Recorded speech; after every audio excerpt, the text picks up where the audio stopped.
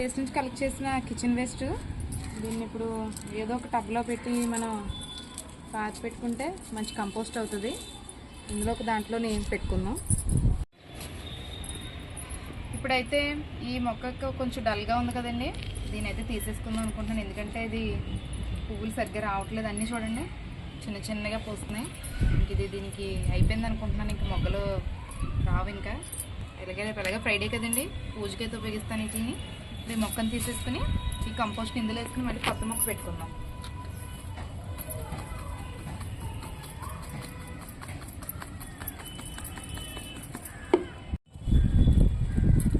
ఈ మొక్కను తీసుకున్నాం కదండి, ఇందులో కొంచెం మట్టిని అయితే తీసుకుని ఇదంతా కూడా కంపోస్ట్ తోటి నింపిందే. ఇందులో కొంచెం మట్టి అయితే తీసుకుని ఆ కంపోస్ట్ అయితే ఇందులో పెట్టుకుందాం.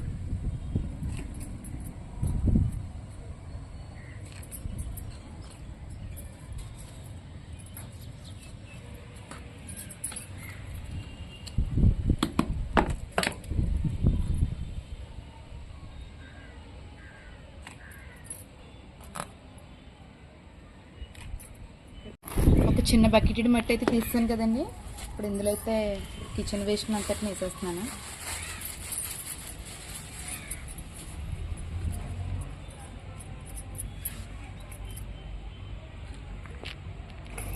ఇది ఒక వారం రోజులు వదిలేసి ఇలాగా తర్వాత ఇందులో ఏదైనా సీడ్స్ కానీ ఏదైనా మొక్క కానీ పెడతానండి.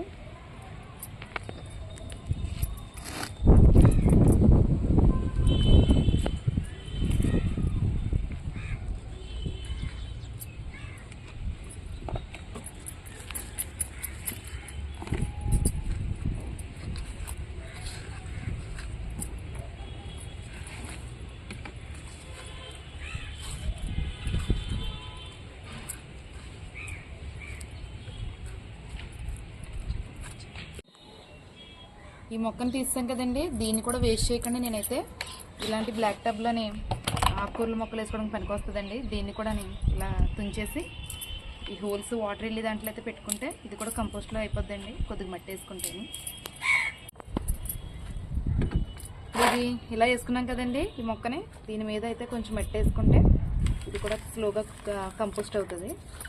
మనం ఈ లోపల కిచెన్ వేస్ట్ని కూడా తెచ్చేసుకుంటాం కాబట్టి దీన్ని కూడా ఇలా ఫిల్ చేసుకోవచ్చండి. తక్కువ మట్టి ఉండి మనకి కుండీల్లోని ఇలాగా మట్టి నింపుకోవాలనుకుంటే కనుక ఇలా ప్రతి వేస్టేజ్ని కూడా మనం వేసుకుని ఇలా చేసుకుంటే మనకు తొందరగా మట్టి అవుతుందండి. అలాగే కుండీల్లో కూడా మట్టి ఎప్పుడు లోటు లేకుండా ఉంటుంది మనకి.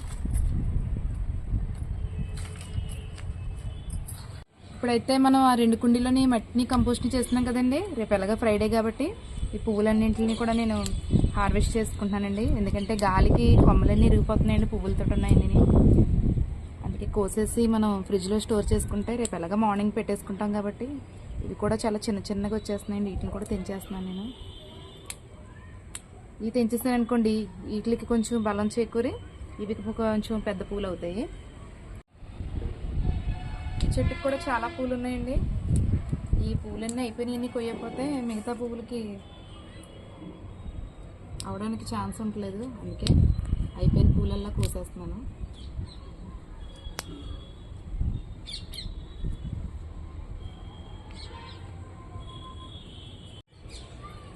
ఈ కారాబంతి పువ్వులు కూడా కోసేస్తున్నానండి. ఇవి కూడా విడిచి చాలా రోజులు అవుతుంది.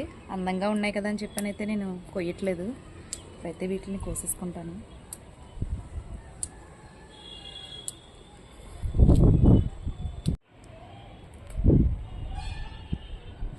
ఈ కాశ్మీర్ బటన్ రోజ్ చూడండి ఎంత బ్యూటిఫుల్గా ఉందని, మంచిగా పోస్తున్నాయండి.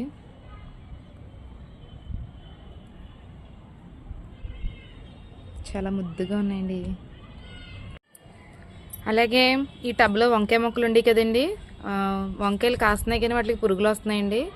ఇంకా వంకాయలు తీసేసి వంకాయ మొక్కలను అయితే తీసేసి ఇందులో నేను బీరకాయ పెట్టానండి. ఒక 5 విత్తనాలు అయితే పెట్టాను, 2 అయితే వచ్చినాయి. పెట్టిన తర్వాత రోజేనండి పందికొక్కు ఇందులోకి అయితే వచ్చి మొత్తం మొక్కలన్నిటి అంతా మట్టి అంతా తవ్వేసిందండి.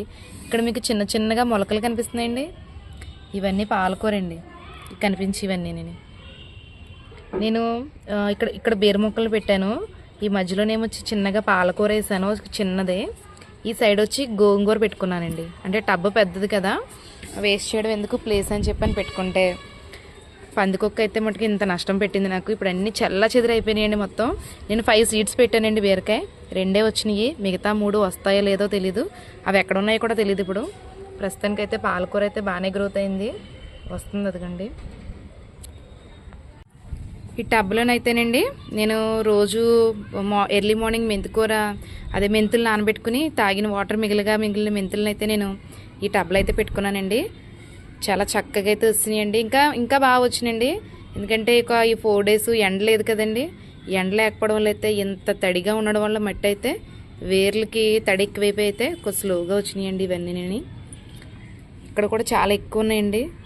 ఇవన్నీ కూడా ఎండ తగిలితే ఈ ఎండకి మట్టి అంతా కరిగి అదే రాలిపోయి పొడి పొడి కింద అప్పుడు మిగతా మొక్కలన్నీ పైకి వస్తాయండి. అలాగే ఈ దొండపాదు టబ్బులోనైతే నేను అక్కడక్కడ చుక్కకూర విత్తనాలు పెట్టానండి. ఈ చుక్కకూర కూడా ఈ పాటికి చాలా బాగా గ్రోత్ అవ్వాలి కానండి, ఈ వర్షానికి ఈ చల్లటి గాలికి అయితే మొత్తం ఎండ రాకపోవడం వల్ల అయితే ఈ మాత్రం ఎదిగినాయండి ఇవి. ఇప్పుడు ఇక్కడ నుంచి అయితే బాగా ఎండ వస్తుంది కదండి, ఇక్కడ నుంచి ఇది కూడా మనం హార్వెస్ట్ చేసుకుని అంత బాగా అయితే ఎదుగుతుంది. అలాగే మన దొండపాదు కూడా మంచిగా అయితే అప్పుడే దీనికి పూత కూడా వచ్చేసిందండి. అక్కడక్కడక్కడ చిన్న చిన్న కాయలు కూడా కనిపిస్తున్నాయి, చూపిస్తాను.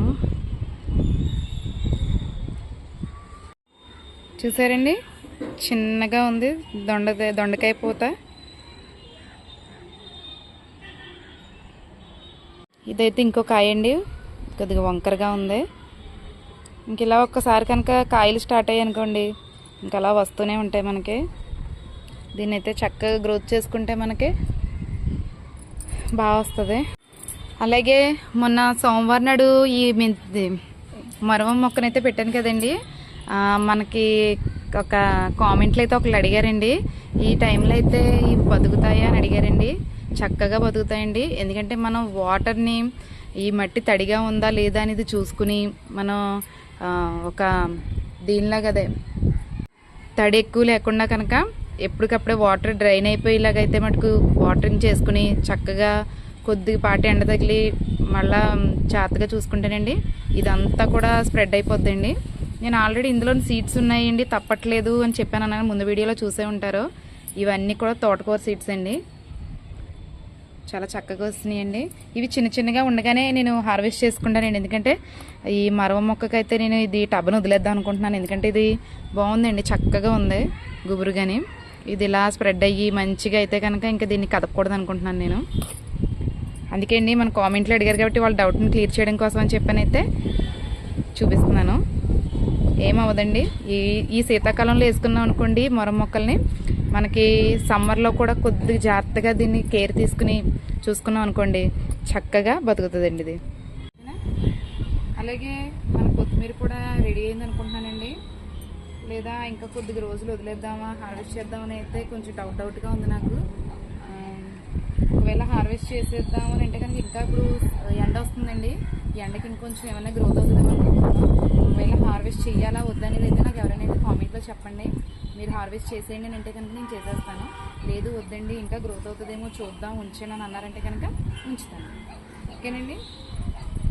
అలాగే ఈ చామంతి పువ్వులు కూడా అయిపోయినాయండి, వీటిని కూడా కోసేసుకుంటాను, ఎందుకంటే మళ్ళీ మొగ్గలు రావు వీటి వల్ల. నేను ఇందులో కూడా కొంచెం పాలకూర పెట్టుకున్నాను, ఇదంతా ఖాళీ ఉందని చెప్పి ఇవి కూడా బాగానే మొలకెత్తినవి. ఇప్పుడైతే చామంతి పూలు తీసేస్తున్నానండి.